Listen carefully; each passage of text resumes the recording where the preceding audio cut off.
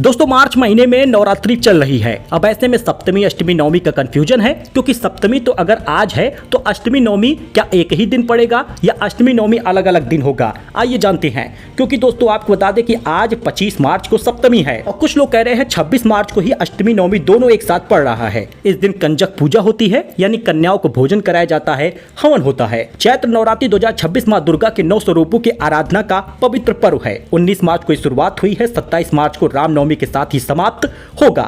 कुछ लोग 26 तारीख को रामनवमी मान रहे, कुछ लोग 27 तारीख को मान रहे। नवरात्रि के अंतिम दिन सप्तमी अष्टमी नवमी बड़ा ही खास होता है। मां की पूजा के साथ कन्या पूजन यानी कंजक पूजा का विधान है। मां दुर्गा की विशेष कृपा इससे प्राप्त होती है, सारी मनोकामनाएं पूर्ण होती हैं। नवरात्रि व्रत का फल कन्या पूजन के बिना अधूरा ही रहता है। अब ऐसे में अष्टमी नवमी की तिथि संयोग को लेकर भक्तों में काफी उत्सुकता है, तो सही तिथि, मुहूर्त और कन्या पूजन की विधि देख लीजिए।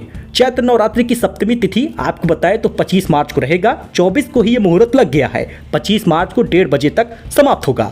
इसलिए उदय तिथि के आधार पर सप्तमी 25 मार्च को बुधवार को मानी गई है। मां काल रात्रि की पूजा होती है और साथ ही अष्टमी तिथि 26 मार्च को होगा। 26 मार्च को 11:49 तक इसका मुहूर्त है। महाअष्टमी 26 तारीख को मनाया जाएगा, दिन गुरुवार होगा। महागौरी की पूजा होगी, इसी दिन हवन और कन्या पूजन होगा।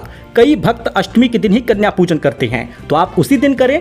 ऐसे में मां की कृपा प्राप्त करने के लिए उत्तम अवसर होता है। अष्टमी पर कन्या पूजन 26 मार्च को सुबह 11:49 से पहले ही पूरा कर ले, इसका ध्यान जरूर दें। अब नवमी तिथि कब होगी? 26 मार्च को सुबह 11:50 से नवमी तिथि शुरू हो जाएगी। इसी दिन रामनवमी मानी जा रही, इसी दिन राम जी की पूजा भी होगा, इसलिए यह दिन दोहरी पावनता वाला होगा। अष्टमी भी होगा, रामनवमी भी होगा, सिद्धिदात्री की पूजा भी होगी।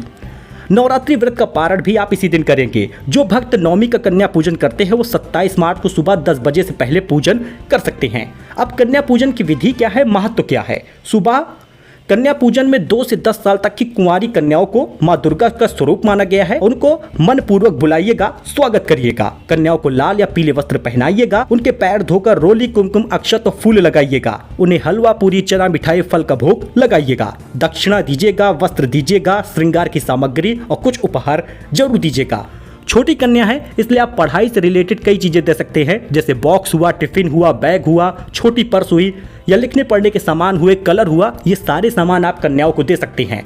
कन्या पूजन से घर में सुख शांति, समृद्धि, संतान सुख की प्राप्ति होती है। शास्त्रों में कहा गया है कि नवरात्रि में कन्या पूजन के बिना व्रत का पूरा फल नहीं मिलता। इसलिए अष्टमी नवमी में किसी भी प्रकार की गलती ना करे, किसी एक दिन अवश्य कन्या पूजन कर ले, चाहे अष्टमी को या नवमी को। अंतिम दिनों की सावधानियां समझ लीजिए। सप्तमी, अष्टमी, नवमी को तामसिक भोजन नहीं करते हैं। इन दिनों में विवाद और नकारात्मक बातें नहीं करते हैं। कन्या पूजन के बाद प्रसाद सभी को बांटे। नवरात्रि के अंतिम 3 दिनों में सही तिथि, मुहूर्त का ध्यान रखें। असीम कृपा मां दुर्गा की प्राप्त होगी।